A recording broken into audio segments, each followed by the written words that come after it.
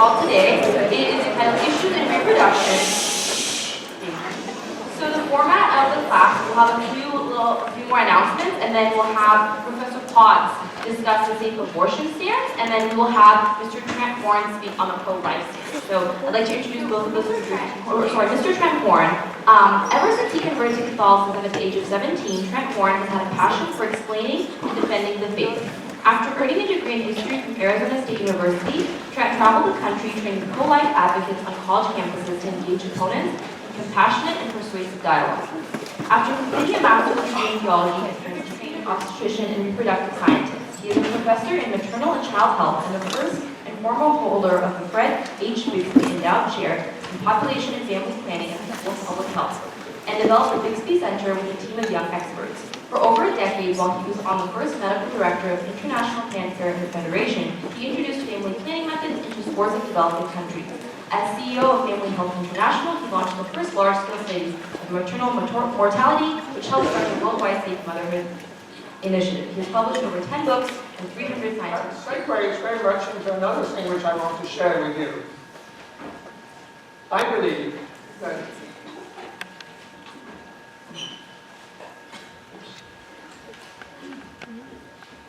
that your generation faces a profoundly different world from the world in which I grew up. And I think we're not recognizing that sufficiently in how we educate you and how we share educational lessons, etc. So I want to try and organize a course which will, as far as I know, be the first one which really looks at the giant, existential, unprecedented problems that are going to face you in your professional lives. Basically, are human numbers and human activity going to cause irreversible damage to the very fragile biosphere on which all life depends? And so my vision is this: to get the best people in the university, we have a lot of them, that are experts in the oceans, in pollution, in the atmosphere, in population growth, in economic growth, etc. And get them to give a 1-hour lecture on these issues, how my generation has screwed up the world. And then to have, based on this class, a lot of discussion classes for an hour, which will feed back into the second hour of the big course, with what are your solutions? These are the problems. The older generation has to solve them. So I see this as an unusual class, which would be a genuine partnership between the faculty and the students. And your ideas, in fact, are probably more important than anything else. And I've found quite a lot of enthusiasm in my colleagues and in students, and in the wonderful coordinators and discussion leaders here when they came to our home for this idea. But it's rather a revolutionary idea. We love revolutions at Berkeley. But so we're going to have a pilot course in the spring where I want to recruit about 40 or 50 students to test this out. And it will be a 3-unit course, it will be a letter grade course, but there'll be a couple of lessons that will be, how can we improve the course? Have we got the right people? Are we dealing with the right subjects? How do we use social media? How do we really deal with this? And then to have, in the fall of next year, a course which might start off with 200 students and grow as big as this one. And again, which would be very much a partnership between students. So it's been approved by the curriculum committee. We put a curriculum on the B-Space, I think, but we're still waiting to be told where and when this course will take place, and as soon as it is, it will go on the B-Space, and I hope that some of you who are interested will sign up. So I'm really looking forward to that. Any questions? Incidentally, for Angela and her colleague, I have invited any of the people that are protesting about fees, if they want simply to join this class in the seats, as they gather that they're welcome to do that, and hope that's acceptable to you. I don't like to pose discussions of abortion as a sort of boxing match, that one person's right and the other one's wrong. I don't see it as that kind of debate. What I want to share with you are things about how we should deal with a very important and difficult issue, and how we reduce human suffering to the greatest extent. And what are the facts that we have available on this topic? and what are the different beliefs that people have. When I was a young obstetrician in England, abortion was illegal. So I saw the suffering and inequity which illegal abortion brought about. And I fought very hard with a small group of people to change the British abortion law, and we did that. And that led to changes here and in Colorado and other places. And so trying to reduce the human suffering, which I've seen associated with abortion, has been a very strong theme in my own life. As far as I know, I am the only physician who has a PhD in embryology and has also done abortions. So I'm very clear about what it is that I practice on. Fact number one is that abortion is a remarkably common event. 1 in 3 of the women in this room will have an abortion during their lifetime. That's the current prevalence. And at a world level, approximately every woman, on average, will have one induced abortion. Now that's an average. When I was looking after women in England when abortion was illegal, I had one woman, I said to her obstetrician, she said, how many children she had? She said 2. I said, how many abortions did you have? She said 13. I looked a bit surprised, and she volunteered, it's my friend down the road what syringes me out of. That was a common way to do it. But in Russia, people have very high numbers of abortion because contraceptives aren't available. The next point, and this is very important, making abortion illegal does not reduce the number of abortions taking place. And I want to show this from a very interesting epidemiological scientific study from New York. New York State changed its abortion law before Roe v. Wade, which was the Supreme Court ruling which made abortion available in all the country. So, before that change, in 1969, 70, there were this number of births in the state and this number of recorded safe abortions. The next year, after the law was changed, the number of births went down and the number of abortions jumped up. So were those new abortions, or had there been a lot of unsafe abortions here? And we can answer that question with the next one. So, if we look here, there's a fall in the number of abortions, but there's a rise in the number of safe abortions. But the rise in the number of safe abortions is much more than the fall in the number of births. So there have been some abortions that would not have otherwise taken place.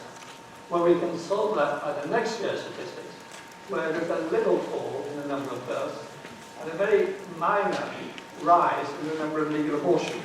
So that demonstrates to us that, first of all, here are a lot of unsafe abortions, and that when abortion was legal, people were actually using contraceptives better because there wouldn't have been this quite big fall in the number of births and a small rise in the number of abortions if people weren't always using abortion, were also using contraceptives better. So this is hard data. Another a terrible natural experiment took place in Romania. A very cruel, evil dictator, Nicolae Ceausescu, in 1966, made abortion, which had previously been legal in the communist country, illegal. And he made contraception illegal. This grey area is the total fertility rate. That is the average number of pregnancies a woman has. 6 months after this change, the birth rate, the number of pregnancies, doubled because it's suddenly taken contraception and abortion away. But then, slowly, women struggled to go back to where they were before and have fewer children. But now they have to do this with unsafe abortions.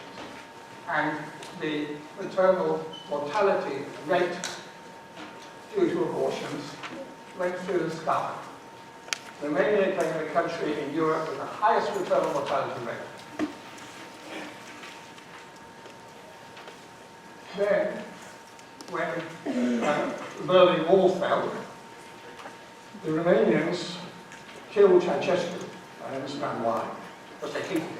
And within 48 hours, they changed the abortion law because it had so much suffering. This was also the time when the orphanages filled up with abandoned children. Those children are still suffering. They're never able to develop. They were totally neglected. And they began to count the number of abortions. And the number of abortions was quite high. It jumped from here. And this was replacing unsafe abortions. So very rapidly, the number of abortions came down. The maternal mortality rate came down. And why was that? Well, it was because people had contraceptive choices. These bars are the prevalence of contraception, the percentage rate of women using contraception. And they went back to the 2 children, or fewer than 2 children, which they had to begin with. So if you make abortion illegal, you kill a lot of women who don't have any pure abortions.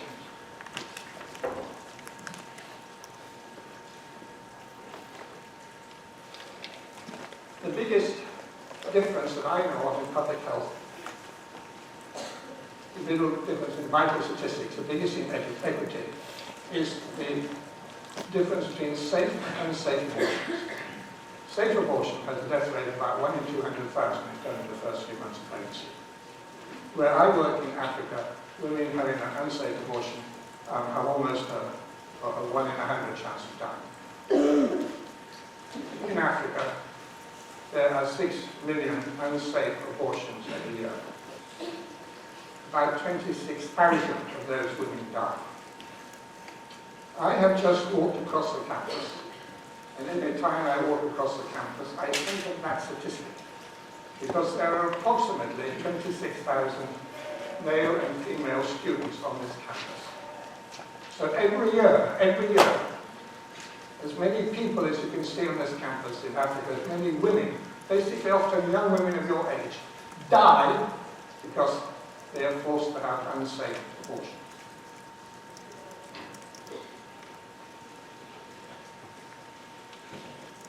So if we look at it, there's a very strong correlation between the percentage of women using non-conventional contraception and the low abortion rate. And that, I think, is something to be welcomed. And that's how you have pure abortion.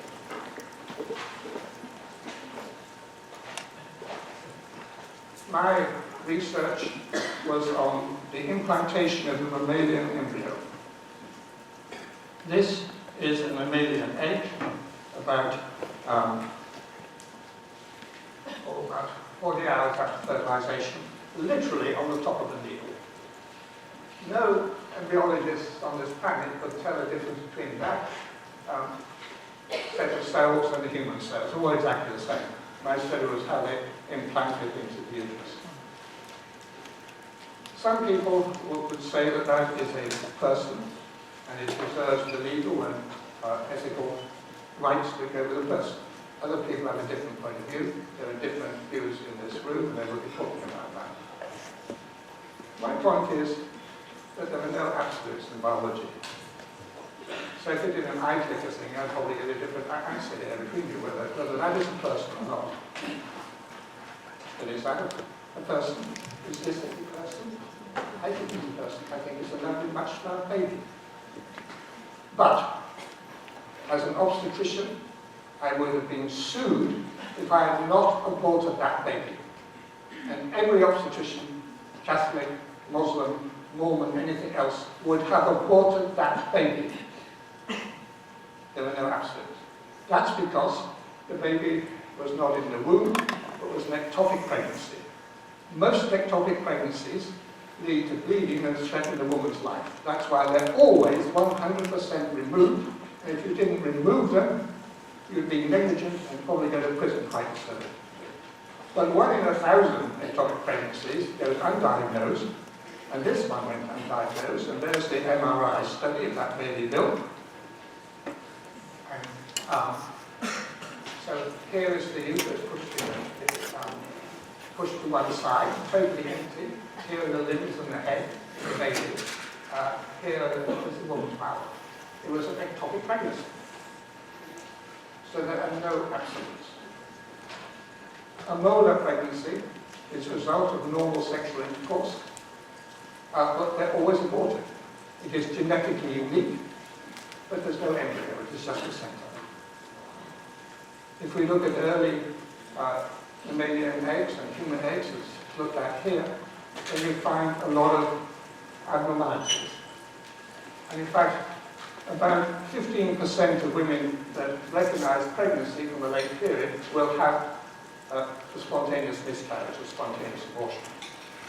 Probably about a third of the eggs that are fertilized are destroyed by natural processes before the first pregnancies, before the first periods even miss. So making a human being is not like making an oratory car. You don't put in a blueprint and the perfect individual comes out. It's a very messy, inaccurate process, and spontaneous abortion is a natural, necessary, healing part of that process, without which I think no woman would ever wish to get pregnant, because about a third of our babies would be seriously abnormal, with no legs and two heads and everything wrong with it possibly imagine. Sometimes you do abortions as a doctor because a woman, for instance, has a Down syndrome and wishes to have it ended. And that's a good example of a genetic abnormality which is usually spontaneously aborted, but sometimes isn't. And so it seems to me ethical as a doctor to offer to do what nature sort of failed to do. Just as if you get a pneumonia and your antibodies don't work, I will give you an antibiotic. That is an ethical and necessary thing to do. To me, it's absolutely powerful. So the issue is, I think, quite genuinely, when does life begin? And I think there can be many differences on that.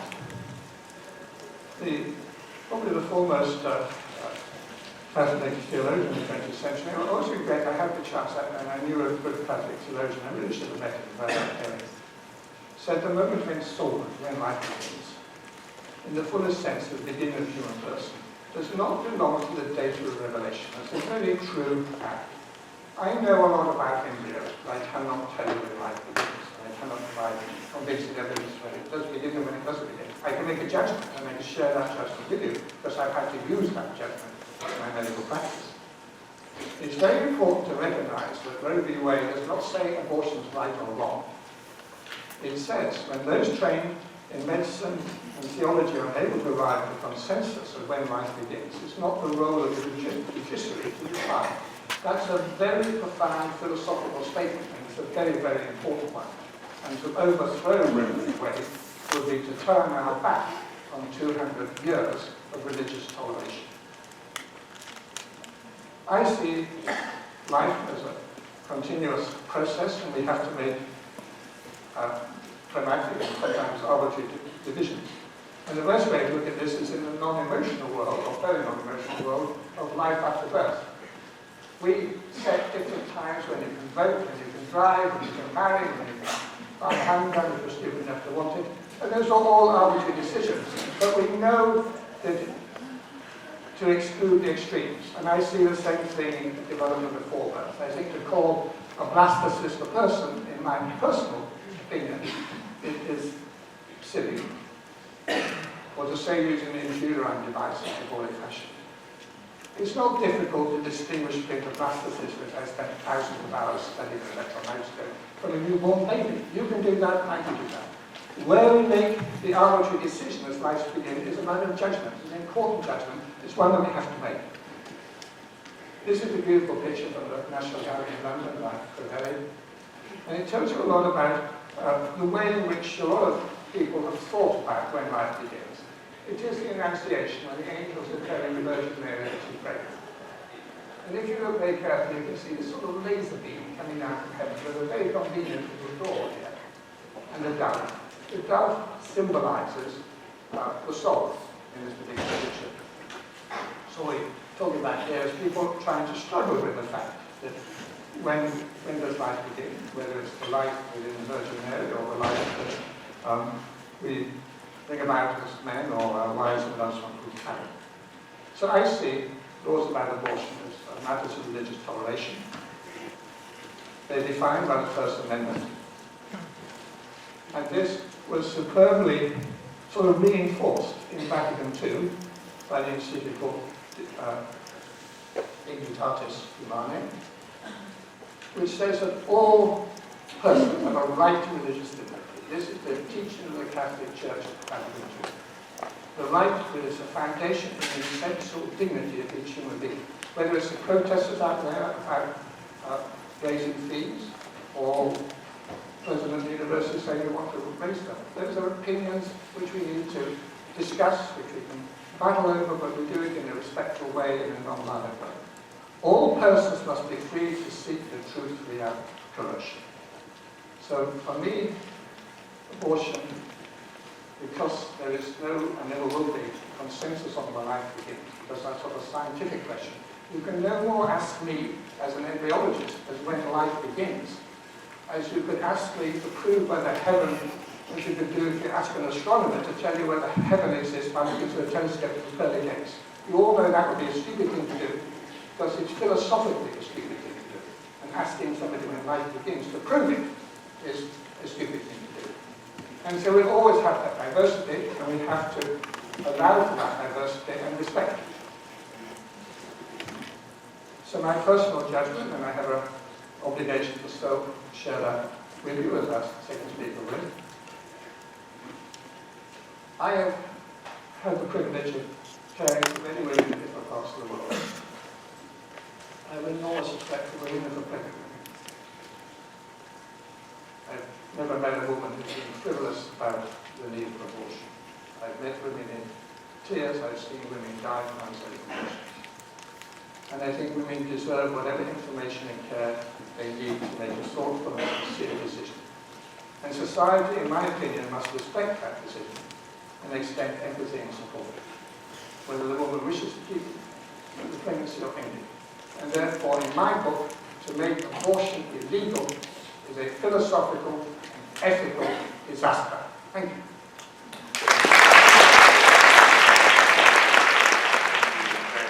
For that opening statement. And let me start by saying that I agree with him that abortion is a difficult and emotional issue for many people.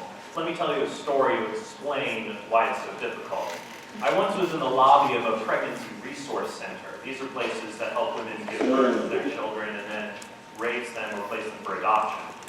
There was this sarcastic girl sitting next to me, her in the waiting room. Her hair was dyed a bunch of different colors, like a crayon box that exploded into it. And she asked me, we were both sitting there, so, are you pregnant too? I said, well, no, but what brought you here? She said, well, I was at an abortion clinic waiting for my turn, but then I changed my mind, and I said I wanted to keep my baby. And they said the best place to go for that would be one of these pregnancy centers. And I asked her, well, I'm curious, what made you change your mind? And she said, well, inside the lobby, there were lots of women waiting, but nobody was talking. It was eerily quiet. The only noise she could hear was the crying and the sobbing in the room where they were doing the abortion. She said, I left because of the screams. Now, this woman wasn't screaming because she was being butchered. I mean, this was a modern Planned Parenthood facility. But why was she so upset? What is it about abortion that just makes some people really upset? Now, a lot of you listening probably say, well, I get why it upsets people. That's why I'm not pro-abortion, I'm pro-choice. You should just be able to have the choice. I'm not pro-abortion. But here's my question for you. What's wrong with being pro-abortion? I mean, if the thing being aborted is not a human being, then abortion, it really isn't a big deal. But if the thing being aborted is a human being, with the same basic rights you and I possess, then abortion is a serious injustice. Because abortion involves the direct killing of innocent human beings who have the same value that you and I possess. This is my argument for abortion I'd like to present to you all tonight. I can see that. Here's my argument. 1. It's prima facie wrong to directly kill innocent human beings, and such killing should be illegal. Unborn humans are innocent human beings. 3. Abortion directly kills unborn humans. And 4. Therefore, it's prima facie wrong to abort unborn humans, and such killing should be illegal. Now let's examine the evidence for each premise of my argument. So, premise 1. I think this is pretty sound. By prima facie, I mean on the face of it. There may be cases where we must act in a way where innocent human beings will be killed, but we do this not intending to kill them, but knowing what will happen. For example, if we shoot down an airplane that's going to fly into a building, or, as Dr. Cox mentioned, remove an ectopic pregnancy from a woman's uterus. What we do here is we don't intentionally kill an innocent human being. We act in a way to save as many humans as we can, because if we did nothing, more people would die. but that doesn't give us the right to kill human beings in general just to make life easier for other people. So I think that this premise is pretty sound. This leads me to premise 2. The unborn are innocent human beings. How do we know this? First, the unborn are alive. They're growing by cellular reproduction. If they weren't alive, they wouldn't have to be aborted in the first place. Second, the unborn are human. We know they are human because they possess human DNA and are the offspring of human parents. Finally, unlike sperm, egg, or cancer cells, the unborn are a complete organism, like you and I, who just need time, nutrition, and the proper environment to develop into an adult, provided their development is not cut short, directly or indirectly. The very words embryo and fetus can only be defined as particular stages of development in the life of a human organism. According to standard medical textbooks, an embryo is a human organism from fertilization until the 7th week of life, and a fetus is a human organism or human being from the 8th week of life until birth. Saying an unborn child is not human because he or she is a fetus or a blastocyst is as inane as saying a 15-year-old is not human because they're a teenager. I may have your doubts sometimes, but they're all human. These are just stages of development. So from a strictly biological standpoint, the statement the unborn are human beings is an indisputable fact. The standard medical text, Human Embryology and Teratology, states, although human life is a continuous process, fertilization is a critical landmark because under ordinary circumstances, a new genetically distinct human organism is thereby formed. Keith Moore in T.V.N. Persaud's textbook, The Developing Human, states, human life begins at fertilization. Langman's Medical Embryology also says development begins with fertilization. Finally, the 4th chapter of Scott Gilbert's textbook, Developmental Biology, is simply titled Fertilization, Beginning of a New Human Organism. And by fertilization, I also mean conception. The sperm and egg come to create a new human being. Now, Dr. Potts likes to tout that he has a PhD in embryology, but he's not the only game in town. Meet Dr. Ward Kisher, Emeritus Professor of Cell Biology and Human Anatomy at the University of Arizona College of Medicine. Here's what he had to say in a recent documentary on the question of when life begins. If there was an answer, I hope the scientist who studies the beginning of human life would know it. My name is Ward Kisher. I'm an Emeritus Professor of Cell Biology and Anatomy at the University of Arizona College of Medicine, specialty in human embryology. Embryology is the study of embryos, but more than that, it's the study of development, which does not cease at birth. A lot of people claim that no one can know when life begins, that it's merely a religious issue. Every human embryologist in the world knows that the life of the new individual human being begins at fertilization. It is not a belief. It is a scientific fact. In fact, the courts have upheld this basic scientific fact. In Planned Parenthood versus Rounds, the 8th Circuit Court of Appeals found that requiring abortion providers to say that the fetus is a, quote, living, separate, whole human being does not force an abortionist to espouse an unconstitutional religious viewpoint. The court ruled that this statement was a biological fact that even physicians affiliated with Planned Parenthood accept. The ruling said, the state's evidence suggests that the biological sense in which the embryo or fetus is whole, separate, unique, and living should be clear in context to a physician. Planned Parenthood submitted no evidence to oppose that conclusion. Finally, even academic defenders of legal abortion concede that the unborn are human beings. David Boonin, author of A Defense of Abortion, writes, perhaps the most straightforward relation between you and me on the one hand and every human fetus on the other is this. All are living members of the same species, Homo sapiens. A human fetus, after all, is simply a human being at a very early stage in his or her development. The pro-choice philosopher Peter Singer also holds this view and writes, it is possible to give human being a precise meaning. We can use it as equivalent to member of the species Homo sapiens. In this sense, there is no doubt that from the first moment of its existence, an embryo conceived from human sperm and eggs is a human being. Now, some people say that the unborn are biologically human, but they aren't fully human, or they aren't a person. Well, whoever makes this claim had better be able to give us a coherent definition of what a person is. You can't say something is not a person if you haven't the faintest idea what a person is in the first place. And notice in Dr. Pott's opening statement, he never defined what a person is. He simply said the unborn were not people. That's an assumption, not an argument.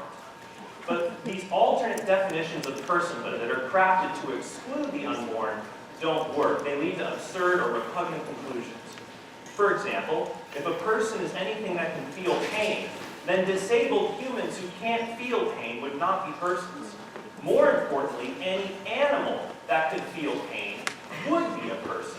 If you fumigated a building to get rid of rats that can feel pain, that would be as morally wrong as using chemical weapons against women and children to destroy a village to make way for a factory. So it's clear that the ability to feel pain does not make someone a person. Now some people will say, well no, it's being human and being able to feel pain that makes you a person. But under this view, there would still be disabled people at the end of life and also at the beginning, such as unconscious newborns, who would not be persons and could be legally killed. Also, this criteria is arbitrary. If we're going to say a person is human plus something, then why not human plus a certain IQ? Or human plus being male? Or, you could argue, human plus female. Maybe women are genetically superior because they have more genetic components in their X chromosome. Who knows? But I contend that saying all humans, all members of our community, are equal, regardless of their level of development or functional ability. But maybe there are criteria that determine who is a person. Let's look at two more. What about the ability to have rational thought? Under this definition, not only would the disabled not be people, newborn infants would not be persons. If you have to be able to think rationally, no newborn infant can have rational thoughts. Unless you're comfortable saying that newborns have the same value as rats, you can't say that rational thought is the standard that makes someone a person. The other common definition of a person is viability, or being able to survive outside of the uterus. But once again, there are lots of animals like squirrels or snakes that can survive outside of the womb, but they're not people. Viability doesn't automatically make you a person. Plus, this criteria would be arbitrary. A premature baby born in the United States at 25 weeks would be a person under this view. But if he or she were born in rural India, they would not. How can your value as a human being depend on whether the place you were born has clean water? Also, why is the fact that the unborn are very helpless? How does that prove they're not persons?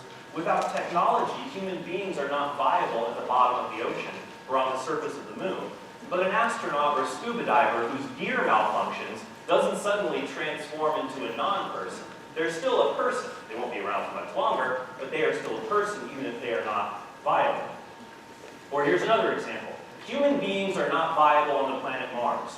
But that wouldn't give Martians the right to abduct us and put us on their planet where we will asphyxiate to death like Arnold Schwarzenegger almost did in Total Recall. Likewise, the fact that the unborn cannot survive outside of the uterus does not give us the right to put them in an environment where they'll die, any more than Martians have the right to put us in an environment where we'll die. I'd like to offer a better proposal for what a person is. Essentially, a person is a member of a rational kind. When it comes to human beings, our human rights don't come from what we can do or how well we can think or whether we can survive on our own. They come from what we are, and equal human rights can only be grounded in the one thing that's truly equal about all of us, our human nature, not our fleeting functional abilities. Well, let's return to my argument. I think this premise is really indisputable now. Premise 3, though, abortion directly kills unborn humans. Some people say abortion isn't really killing. All you're doing is removing the fetus from the womb where it has no right to be, and it dies because it can't survive anywhere else. But that's like saying, if you put your 1-year-old outside during a blizzard, well, you're not killing him. You're putting him somewhere where he doesn't have a right to be in your home. He doesn't pay rent. You own the place. You're putting him somewhere where he just can't survive. But that's absurd. In both cases, we're ending someone's life. So I think that so-called bodily autonomy arguments in favor of abortion simply don't work. For example, here's pro-choice philosopher Mary Ann Warren. She says, quote, "The appeal to the right to control one's body, which is generally construed as a property right, is at best a rather feeble argument, for the permissibility of abortion. Mere ownership does not give me the right to kill innocent people whom I find on my property. Even the Supreme Court in Roe v. Wade said there is no absolute right to do whatever you want with your body. Justice Blackmun said, the court has refused to recognize an unlimited right of this kind in the past.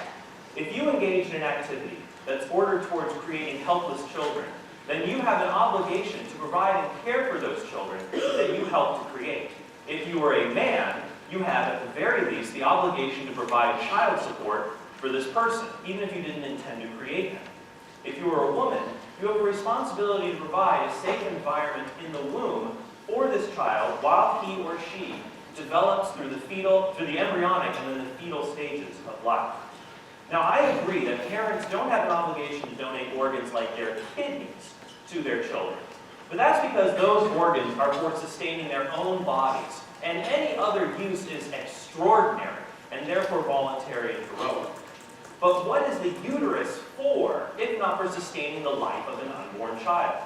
Don't the children we create through intercourse have a right to basic necessities like food, water, shelter? Pregnancy provides this, and it's a great sacrifice for women. My wife is in the 3rd trimester of pregnancy right now. I am seeing it is quite a sacrifice.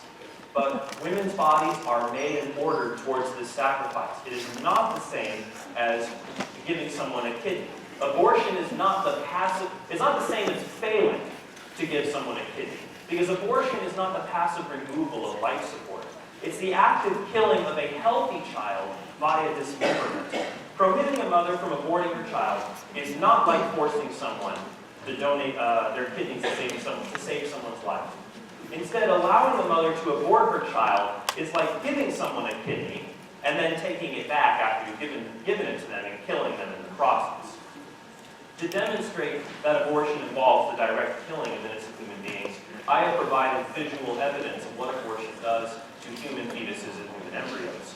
These photos come from the Center for Bioethical Reform and have been authenticated by medical professionals.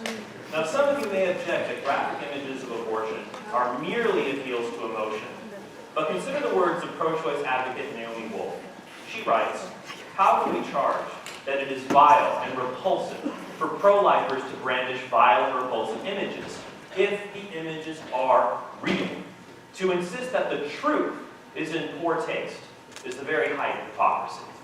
Besides, if these images are often the facts of the matter, and if we then claim that it's offensive for pro-choice women to be confronted by them, then we are making the judgment that women are too inherently weak to face a truth about which they have to make a grave decision. This view of women is unworthy of feminists." Remember that Naomi Wolf is a pro-choice advocate. So I'll let you know when these pictures go up and when they'll go down. You don't have to look at them. But I would encourage you in the spirit of academic honesty to confront whatever evidence exists on this issue and weigh it objectively. So these are the abortion photos. You look away if you do not want to see them. This is an image from the 1st trimester. Most 89% of abortions take place within the first 12 weeks of pregnancy. This would be another 1st trimester abortion. This fetus was removed probably through vacuum aspiration. It was dismembered through a suction tube. This is another 1st trimester abortion. The dime is for size comparison.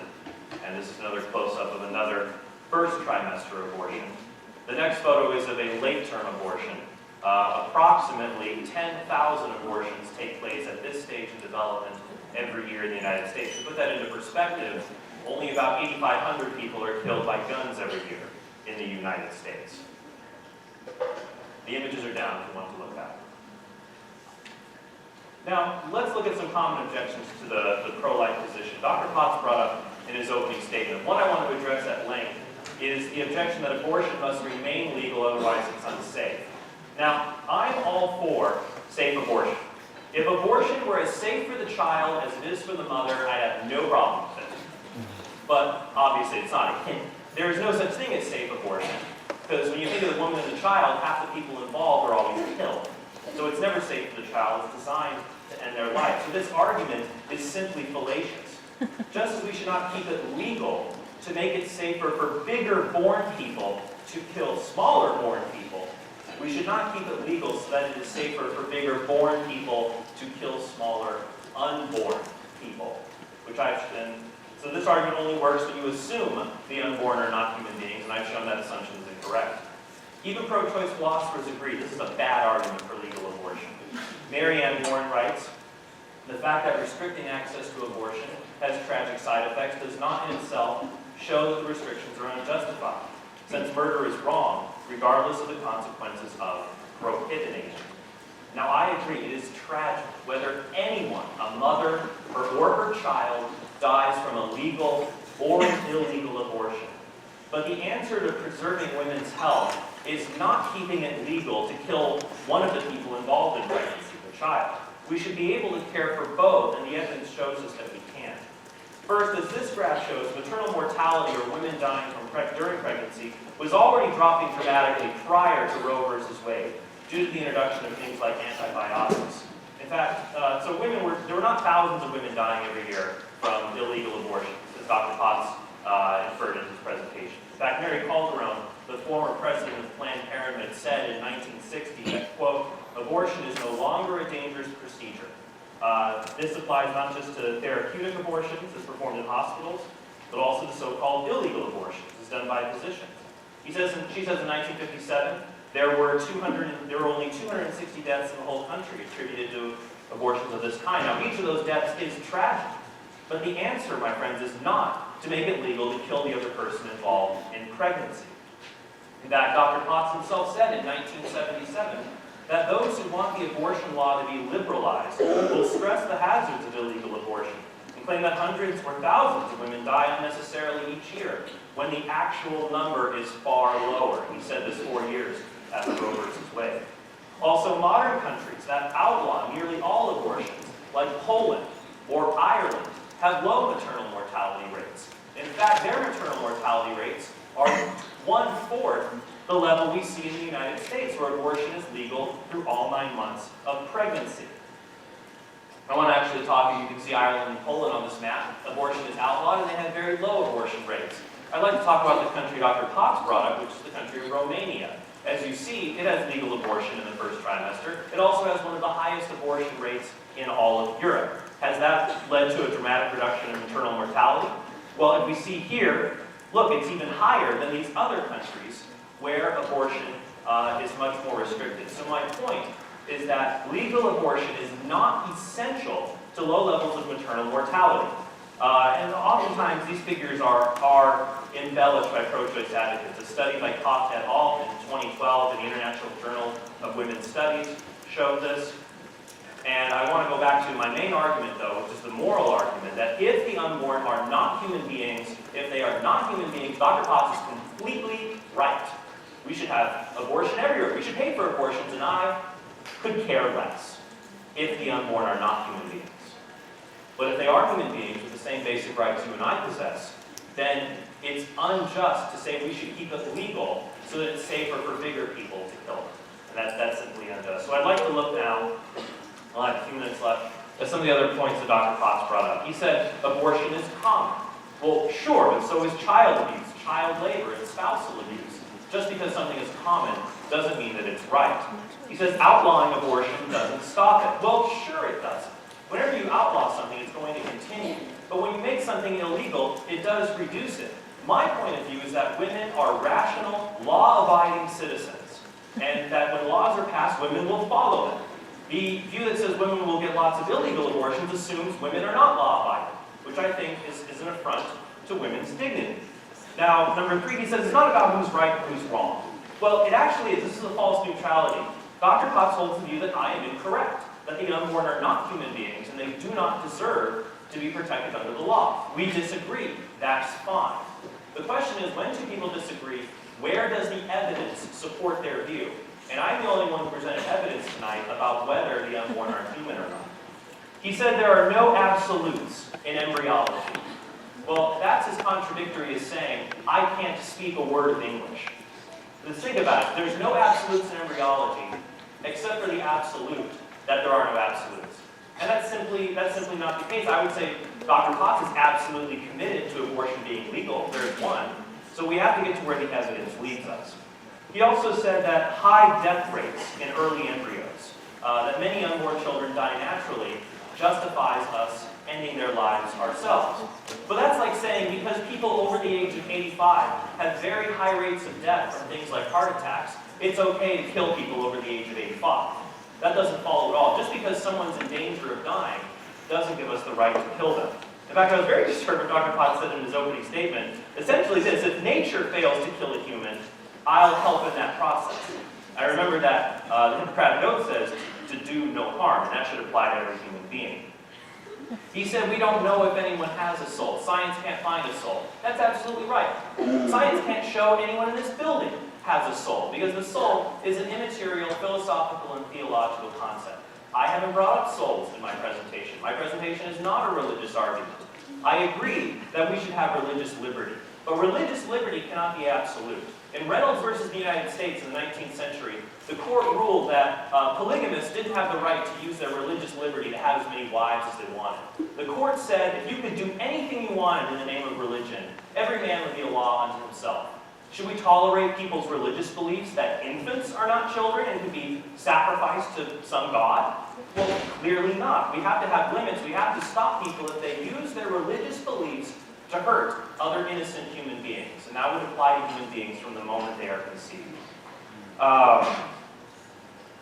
And finally, I mean, he's brought up the point that we don't know when life begins. But I'll end here. We do. This is an empirical question I provided evidence for. We know when life ends. We can tell the difference between someone who's alive and someone who's a corpse. Scientifically, we can determine the difference between sperm and egg body cells and a new human organism. So to conclude, just as my point of view is this, why I'm pro-life. Every human being, regardless of their religion, nationality, sexual orientation, level of physical development, deserves the same basic rights. Maybe not the same social privileges, like the right to drive a car, but the right to not be tortured and the right to not be killed. Those rights should apply to all human beings, no matter how young they are, and no matter they're men or women, or born or unborn. So thank you very much. I'd like to invite both of the speakers to come back onto stage as we begin our Q&A portion. So the way that this is going to happen is if you have a question for either of the two, you can go ahead and line up in the aisles, and then Ari is going to be running the mic back and forth for you to ask questions. So at this point, if you do have a question, please feel free to come on up.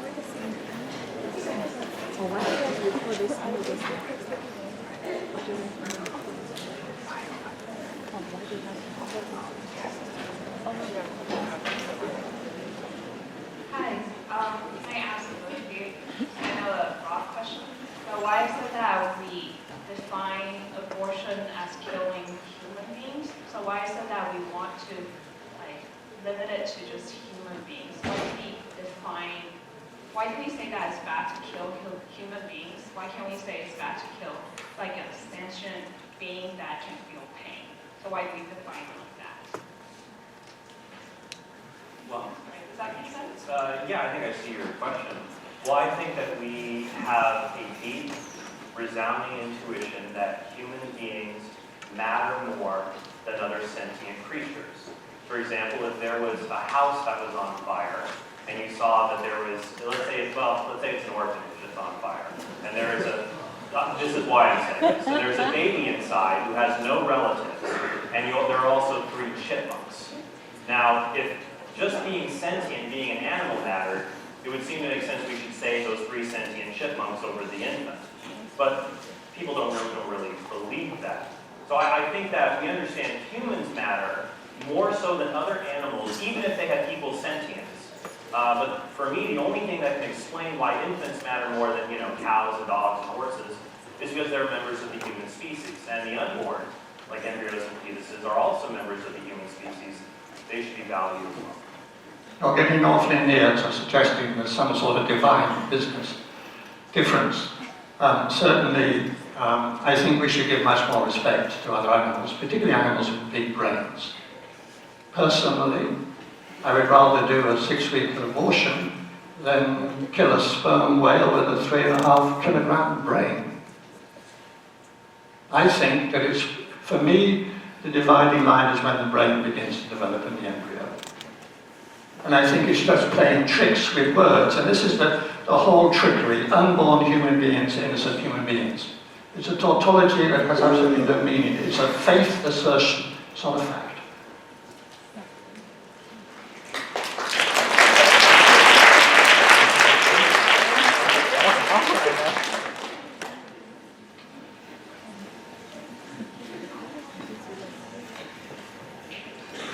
Hello, I had a question for you. I think you beautifully as well as gruesomely tackled the definition of where life begins.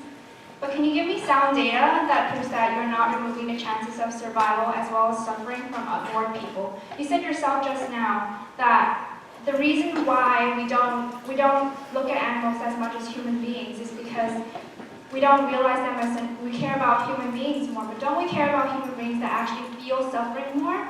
When I went to Honduras, a prostitute who had to be a prostitute in order to survive had to have a 5th child because she cannot have an abortion in that country.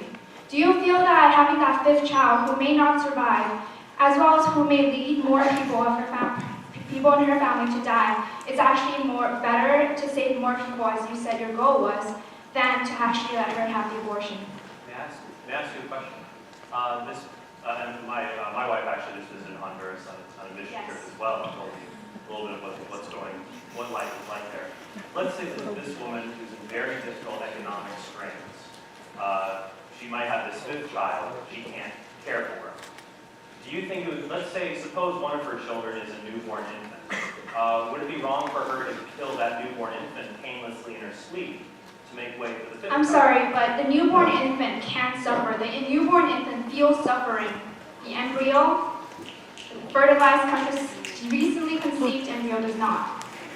Okay, so your point is simply that sentience is... That's what you said before to that girl's question. Actually, no, my answer to the question was not that. My point was that sentience is not what gives us our value or our rights as people, because we treat equally sentient beings unequally.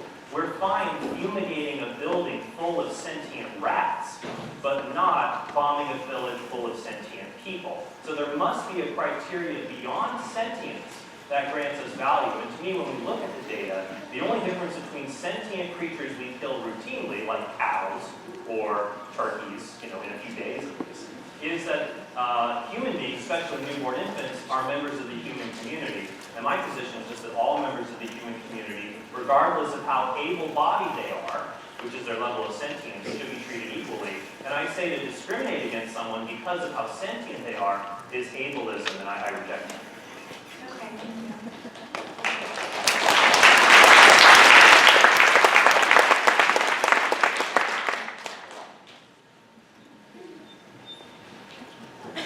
Hi.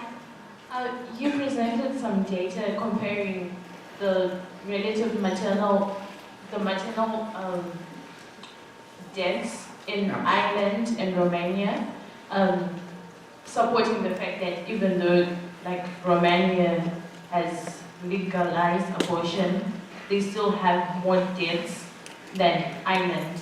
But you take into consideration the fact that Ireland is a much more developed country than Romania, and their health system is actually very good, even better than the United States.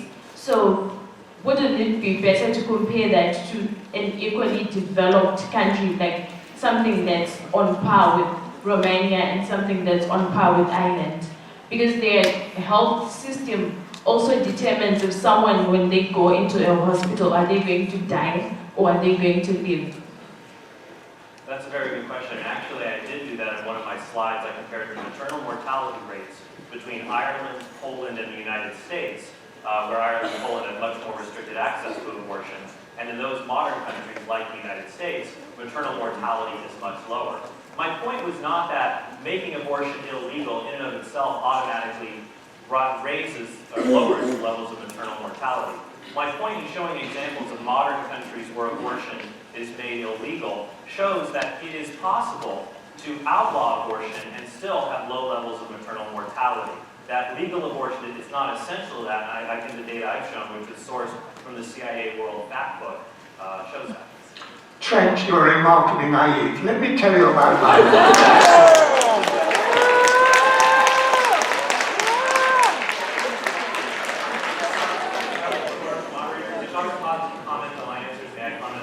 No, certainly. All right. Let me tell you about Ireland. There's a rate of abortion in relation to the number of fertile women. Irish women have more abortions than British women, but they have them in England. We have the data. They come to Liverpool. That's where they have the abortions. Would you like me to respond? It's a fact. You can respond to it. I'll respond to that other end. All right.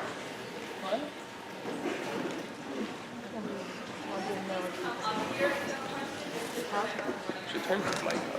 Which one? The one behind you.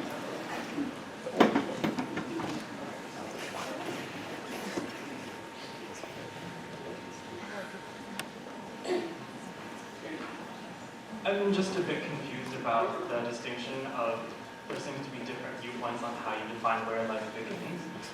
Just because sperm and egg cells are both living, as far as I've been taught in my science classes, and also having been taught in my science classes that life has gone, before me, before my father, and as I've been taught millions of years back. So how do you define that life has begun, or there's that? How do you draw that line? This is for both of us. You're very right. First of all, we set aside the germ cells when they're embryos. And I think it is the key question when does life begin. We need to recognize that religions have very different teachings. The Catholic Church has taught ensoulment at very different times. Muslims are divided as to whether it's 40 days after fertilization. And therefore some Muslim communities like Tunisia permit safe abortion. So there are differences of opinion here. All we have to recognize is that there is sincere differences of opinion, and there is no way of proving when life begins. And my response to that is that's simply patently false. For example, everyone knows that a woman who seeks an abortion, their life has begun. So we know that a newborn infant's life has begun. So we do know at certain points we have to tease out our reasoning in that regard. My point is that not that human life matters, just having human DNA, but being an organism that has parts that integrate together for the good of the whole. And my point was I presented a scientific view. On the Catholic perspective that Dr. Potts brought up, he's correct that different Catholic authorities weren't sure when the soul entered the body, but going back through church history, through the Didache, Tertullian in the 3rd century, Basil the Great in the 4th century, and onwards, the Catholic teaching has been that abortion is always a grave moral evil. But that's just a theological issue. My point isn't about souls, it's about human organisms. And I've shown that the unborn, think about this, go down, here's your experiment. Look up the definition of embryo and fetus. Just go ahead and look it up. It will tell you it's an organism, a human organism at a certain stage of development. And my perspective is that humans, regardless of what level of development they're at, are equally valuable. That the difference between sperm and egg and the unborn, fetuses and embryos, is that when you give fetuses and embryos time, nutrition, and the proper environment, they can develop into an adult, unless they're killed beforehand. Sperm and egg can't do that because they're not organisms, but the unborn are human organisms, just younger ones, and then our fetuses. 1 in 80 pregnancies develops into a highly deformed model. It's genetically unique, it's a human organism, we don't baptize it, we incinerate it, and we also remove it. I would say that's not true. You can look it up online. A hydatiform mole is not a human organism. Its parts aren't integrated towards developing into an adult. You said organism. It's a collection of tissue. It's not an organism. I'm a collection of tissue, and Trent, you're a collection of tissue. And everybody here is a collection of tissue. You love Okay, but I'd like to remind everyone that this is not a debate, we're having a question and answer, so back and forth, so both of you please. I would like to point of order. I'm fine returning to the original format where neither of us think. Yes, that's what we would like to have happen. So, and also, we are recommending that only students come and ask questions, so if there's anyone else from outside the community, if you could please hold off on answering. Yes, to stray away from the debate, my question is for Mr. Horn. You didn't go over at any point in your presentation what your opinion was on abortions that are a result of pregnancies that happen from rape cases. So I was wondering what your opinion was on that. I think that the culture, it is safe to say we live in what's called a rape culture. We live in a culture that stigmatizes women, and that women are victimized by rape, not just by the rape itself, but by society, for example, for victim blaming, by saying they did something to incur this. And in some parts of the world, the harm women suffer from rape is even worse than the United States. For example, women are killed if they are raped and then become pregnant through something that's called honor killing. And I would say that's barbaric. We understand it is wrong to kill women who become pregnant during rape. And actually, in our own country, it is illegal to execute rapists. So when pregnancy occurs due to rape, it's a horrible, tragic, awful thing with no good solution. But think what we realize. There's three people: the mother who's attacked, the child created, and the rapist. We have agreed that the mother shouldn't be killed. We even agree the rapist shouldn't be killed. My point is simply that the child who's equally human and equally innocent shouldn't be killed either.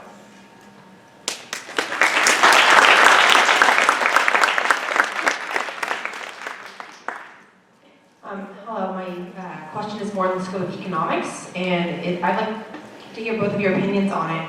But I mean, we all agree that having a baby is very expensive, and going through the process can be, emotionally and physically traumatic for the woman.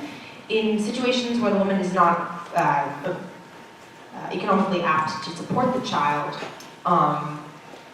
does that play a role in your stance on abortion? Well, it would if the unborn were not human beings. So if they weren't human beings, I would say you don't need a reason. Have an abortion for any or no reason you want. But if they are human beings, we should apply the same rules to them.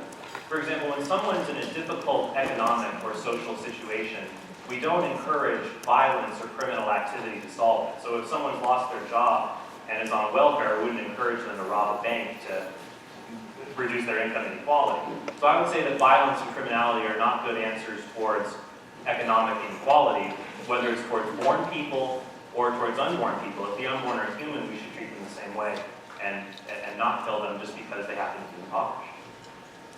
In my experience of women seeking abortion, most of them seek an abortion because they love children, and they know they cannot give their child the love and care that every baby deserves, and that's why they seek an abortion.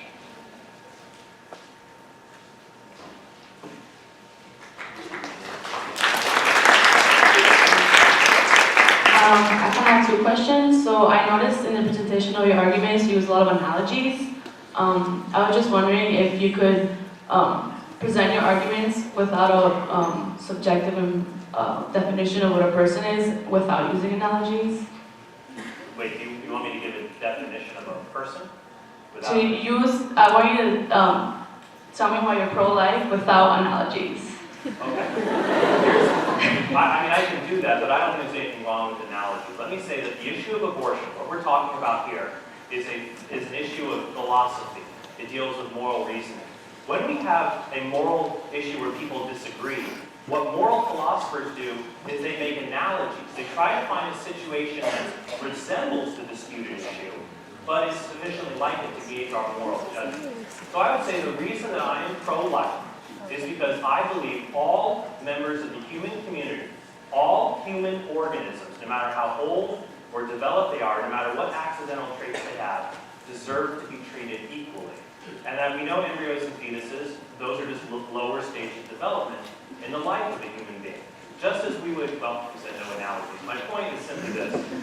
This is an analogy. We don't kill human beings because they're directly killed because they're unwanted or they make life more difficult. If someone's in a difficult life situation, we should help them and provide whatever non-violent support we can for them. But we should not kill innocent human beings.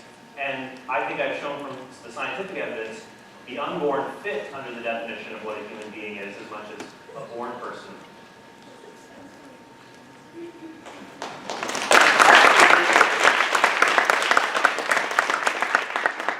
So my question is about rights.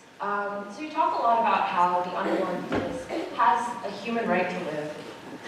So what about the unborn fetus's right to live is able to restrict a woman's right to choose whether or not to have an abortion? Okay, so the question is about the conflict of rights. So my question is, why do you feel that an unborn baby's right to live is somehow superior than a woman's right to choose? Because I think we've all established that there are different situations when an abortion might be I'll answer your question. Any time we make decisions, there's going to be conflicts in rights. Here's an example. Suppose someone runs a business and they have a right to religious liberty, for example, or they have the right to hire or fire whomever they please. And suppose they have an employee who has a right to work there regardless of their sexual orientation. So some people would say, do you have the right to fire someone because they identify as gay or lesbian? Conflict of rights. Does the owner have the right to hire and fire who he wants? Or does the employee have the right to not be discriminated against because of sexual orientation? I think most people in this room will go with the view that the employee should not be discriminated against in something basic like the ability to work because of a certain biological trait, such as having a certain sexual orientation. My point is that in the hierarchy of rights, the right to live, the right to exist is the most basic right that we have. And I think it makes sense that that right trumps other rights we have, including the right to choose to do what we want with our bodies, because no one has the right to use their body to take away the life of another human being unjustly. So that's why I think that would answer that.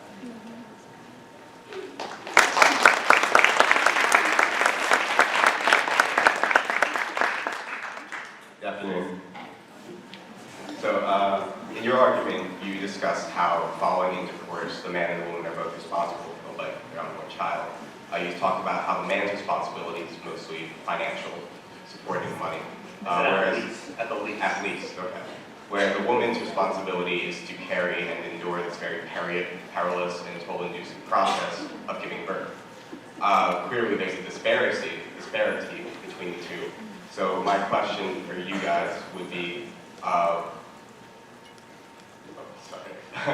my question for you guys would be, do we as men have a say in whether or not a woman has the choice of an abortion or to endure a pregnancy?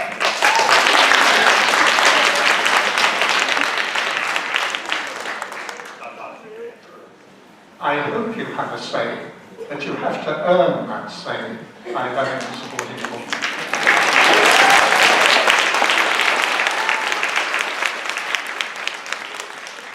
I think that's an interesting response to say you should have a say, but you should support her. If by support her means allow her to have the abortion for any reason, then the fact that you don't actually have a say at all. Here's what I would say. Should men have an opinion on abortion? I would say you can have an opinion on a social justice issue, even if it doesn't affect you. Women can have an opinion on the military draft. We can have an opinion on child labor, even though we're never going to be children in sweatshops. If men can't have an opinion on abortion, then that means Roe versus Wade should be overturned because it was decided by 9 male Supreme Court justices.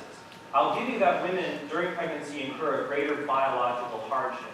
But women's bodies are naturally ordered towards that. It's not extraordinary like giving someone an organ. It's difficult. But many things in our life are difficult. Does that mean it justifies killing the unborn child? I don't think so. If this child is a human being, and if they have a right to live, what does that mean? To me, the only sensible answer to that is they have a right to the only thing that can sustain them, which is being able to live within the bodies of their mothers. And I think that I agree, men should not just be giving out money, they should be helping this tremendous hardship as much as they can. But the fact of the matter is we shouldn't kill the unborn just because raising them can be very difficult at the beginning of their lives.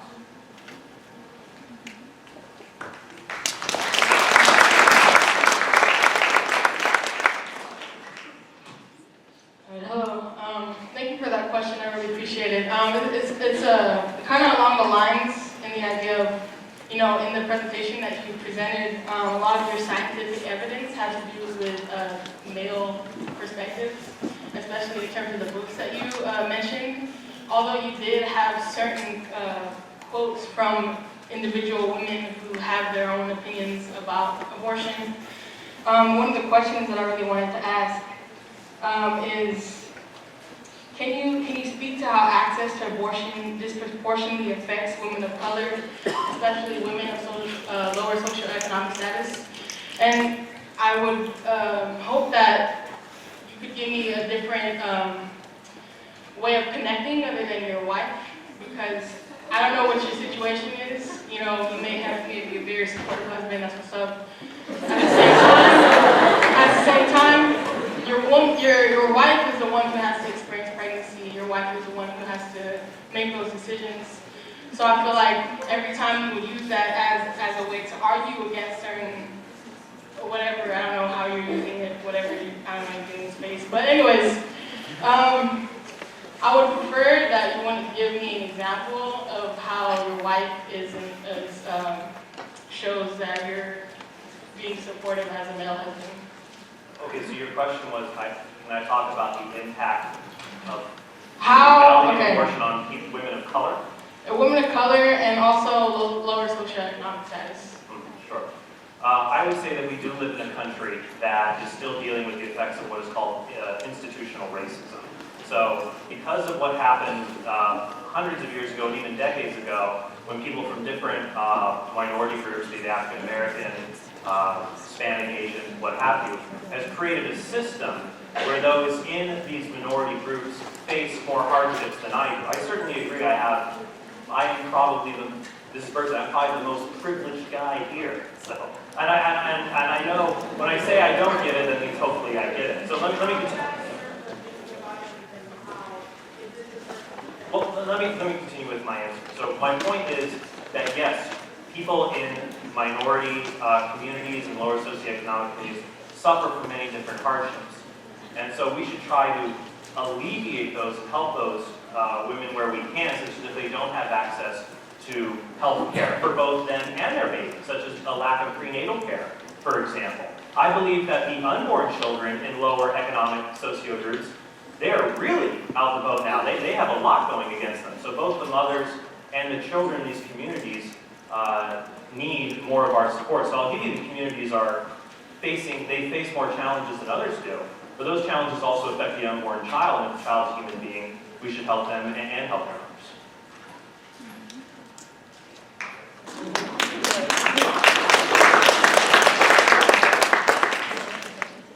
So throughout this discussion, there's been a sort of emphasis on the idea of being human, and I was just wondering, why is being human even relevant? Because we have things like the death penalty, which is justified in the name of protecting larger society and to limit damage to others. So regardless of whether or not fetuses are humans, how can you say that it's wrong to get rid of them when you know that it might cause damage to the mothers? And how can you still call it innocent when it threatens the life of the mother? All right, there's I'll answer that. First, when I use the term innocent, I mean without malice. Sometimes you might see in certain cartoons like Family Guy, I don't think the unborn child has a malicious intent from the moment they begin to exist in the womb. So they have no malice. They're doing what they naturally are supposed to do, which is grow in the womb. And pregnancy has its hardships and also its blessings along with it, good and bad. But the child is not intending to harm anyone in any way, and they should be protected. When it comes to being human, you're correct. We have the death penalty. But the death penalty is given out to those who have been found guilty in a court of law in order to protect the common good. We don't execute innocent people. We recognize that's an injustice. For example, when Michael Brown was shot in Ferguson, if the evidence points towards that being him being shot when he raises his hands in the air and is not threatening anyone, we understand that's wrong. You don't kill innocent human beings like that, even if you feel a remote sense of danger.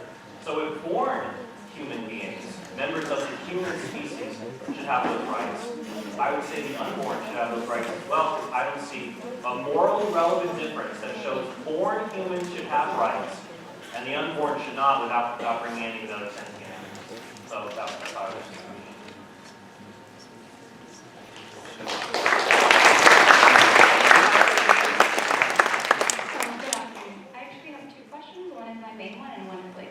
Small question. My first one is, well, the question seems to be, okay, should abortion be legal or not? That seems to be one of the topics of debate today. Let's say if it is made illegal. That means that those who have illegal abortions, will they be treated as a criminal for committing murder? Is that what then the ramification would be? If it's illegal in the United States for a woman to have an abortion, and then she seeks alternative options such as the bathroom method or having other physicians, people who have privilege to get private physicians in their home and perform those, then get away, the more privilege you have, the more likeliness of you getting away with crimes. Like, we all were here for the lecture where we had like the legal project in SF, like prevent something by an alternative approach. Like, you might not know what we're talking about, but like for people, that's like for people who are, addicted to drugs, instead of saying stop being addicted to drugs, let's give you Oh, cleaner. safe places to inject needles. So giving them clean needles instead of like allowing them to reuse needles. So I guess with that kind of like thing in mind, if like Dr. Potts was showing that, okay, if you legalize it, then you are reducing mortality rates, and you did present counter evidence. But I guess my main question is that what would happen then if it's illegal? Are you going to arrest people for having illegal abortions? Are you going to punish them? Are you going to put them to the death penalty? What's going to happen then? Okay, on one point, if we make abortion legal, how does it affect mortality rates? We might disagree on the maternal mortality rates, but I think we can agree that the fetal mortality rates are probably going to skyrocket. So we'll put that one in there if abortion is, it already is legal, but if you make it legal, those rates go up a lot, and those are humans, and they matter. The question of what should the legal punishment be for aborting an unborn child, we have to answer another question before that, which is, what should the punishment be for a parent who kills their child? And the answer to that question is, it depends. Because when someone is involved in a crime, we talk about circumstance, we talk about intent, every case is different. But I think when a parent ends the life of their child, we have an instinct that there's some punishment that's warranted. For example, in 2009 in Virginia, a woman gave birth to a child in a hotel room, and she smothered the child to death with a pillowcase. She was not charged with a crime because the umbilical cord had not been cut. So I would appeal to all of you, if you have a sense that was a crime which should have been punished when that child was killed the minute after they were born, and there's no crime because the umbilical cord is attached, should not there be some legal sanction 5 minutes before that? 5 months? We live in a country where I don't think people are that culpable when they choose abortion because our government says it's okay, medical professionals say it's okay. So I think that individual women's culpability for choosing abortion may not be very high, but if the unborn are recognized as human beings, I would just say if you kill a human being, there should be a punishment. What that is would be based on the intent and the circumstances.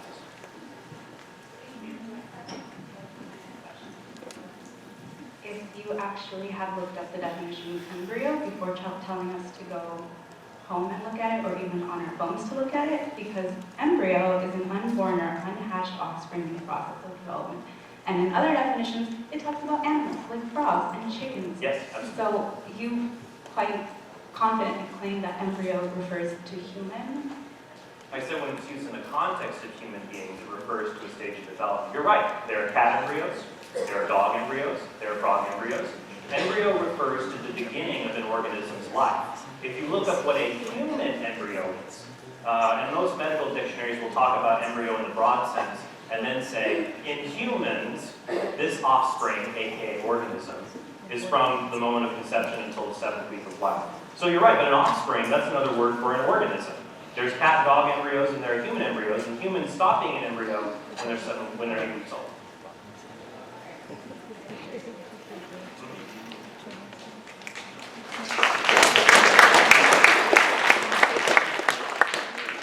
I'd just like to make an announcement that we do have 5 minutes of Q&A left, and then we will be having closing statements from both speakers. Would it be possible, maybe if anyone has a question for Dr. Potts, to give them a preference? Okay.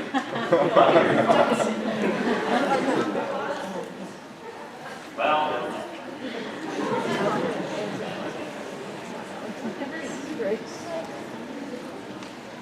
Hi, I was curious if you could define the word conception, because I've heard it used to refer to fertilization, and I've also heard it referred to as implantation, and so like depending on what you define conception as, that defines the beginning of a pregnancy, which would then define abortion. So if you could define conception, that would be helpful. It's an interesting question because it's been defined in the 2 ways that you have given. The Anglican Church and the Archbishop of Canterbury defined conception as implantation. A lot of people define conception as the fertilization of the egg. So it's a very good example of it's very difficult to get absolutes in a continuous development process.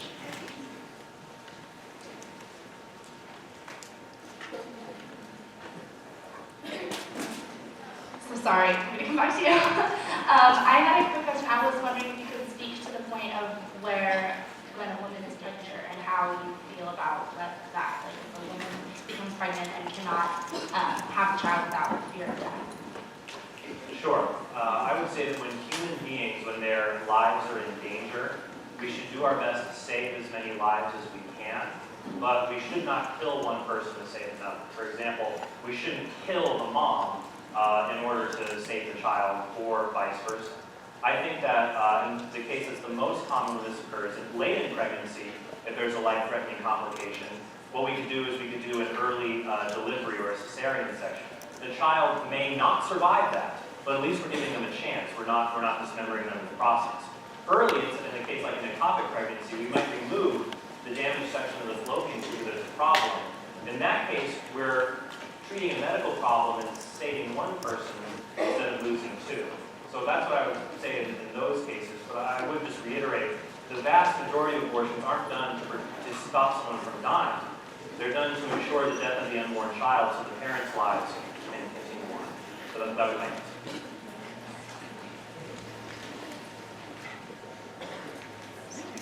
So I guess this could be a question for both of you, but more for you specifically. Well, many conservatives have a very pro-life stance, on moral, religious grounds. And your argument is that human beings should not be aborted, because they're innocent human beings.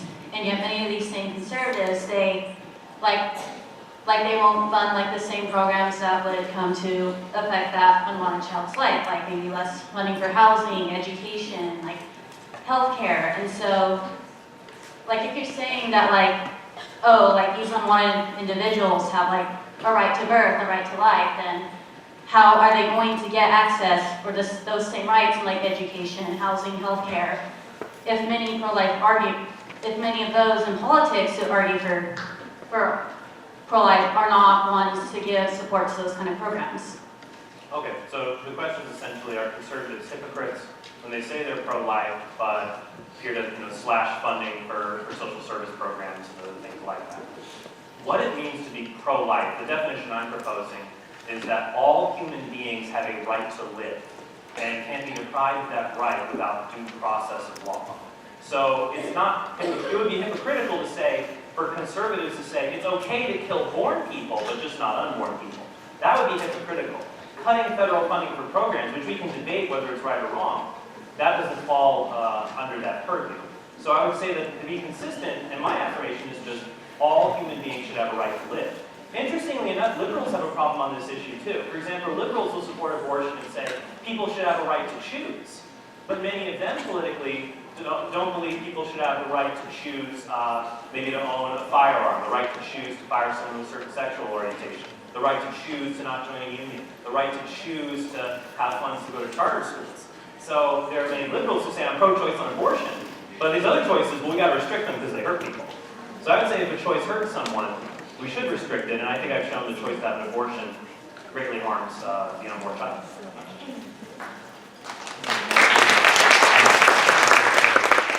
In the interest of time, this is going to be our last question. Thank you, students, for being polite and courteous and asking your questions.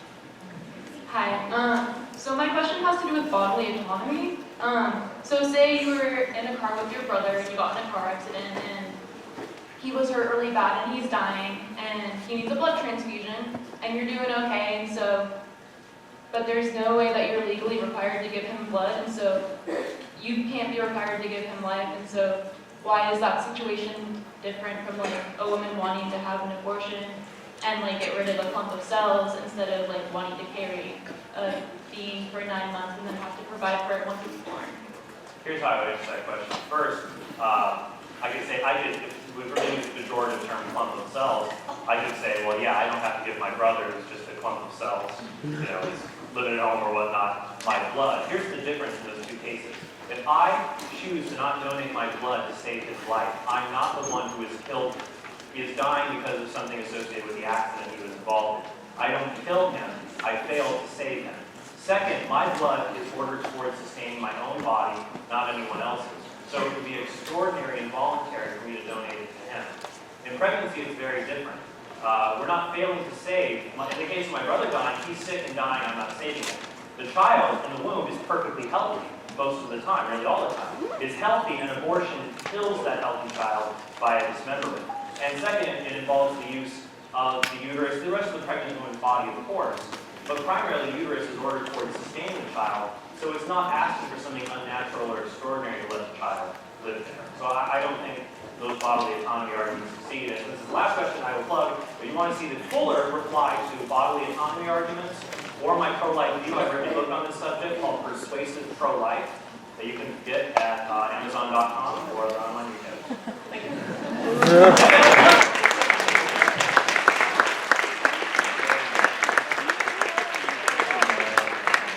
So now we'll be hearing just some quick closing statements, and starting with Professor Potts. Please just take about 3 minutes to... That we are all, to quote, unborn human beings, innocent human beings. If you simply repeat something sufficiently often, it does not become true. I'm not saying it is wrong, I'm saying you can't prove it is right, any more than I can prove that I think that the rights and autonomy of an embryo should be given later in life. Neither of us can prove our position. We're both sincere people, we both follow what our heart tells us to do, or what our experience with other people do. I'm glad you showed my slide of the United Kingdom, that deaths were quite rare before we changed the law. Interestingly, when we changed the law, because as the lady said, there is a clumping, I'm not saying you're in this field, Trent, but we did an analysis in the British Parliament. The people who voted for capital punishment also voted against abortion. I don't think we should execute people at all. It's just a personal belief. It goes with my belief about when life begins. Adolf Hitler was against abortion.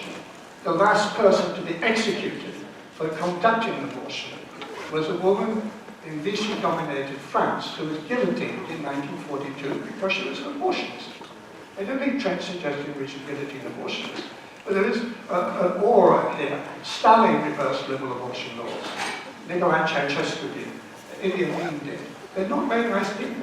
I think Britain in the 1960s was a much more liberal, empathetic society when it made abortion legal than it was in Victorian times when we set little boys up chimneys and flogged sailors. I think there is a general aura about a more civilized society, recognizing a diversity of views and giving women the ability to choose to have a safe abortion. I have seen abortion deaths are very common in some parts of the world. Last time I was in Ghana, they were 3 in a bed. The most sick woman was on the top and the 2 less sick women were underneath. Ethiopia recently changed its abortion law. We have been teaching people to do safe abortions. We went to a remote health center and we asked the midwife, this is a yucky thing to say, it's perfectly true. We asked her, have you seen anything different since we made safe abortion available? She said, yes, the smell has gone. The smell has gone. Women dying from an infected uterus smell. It's a horrible way to die, and it was so common that that's what they associated with the health center. It totally disappeared after we made abortion safe.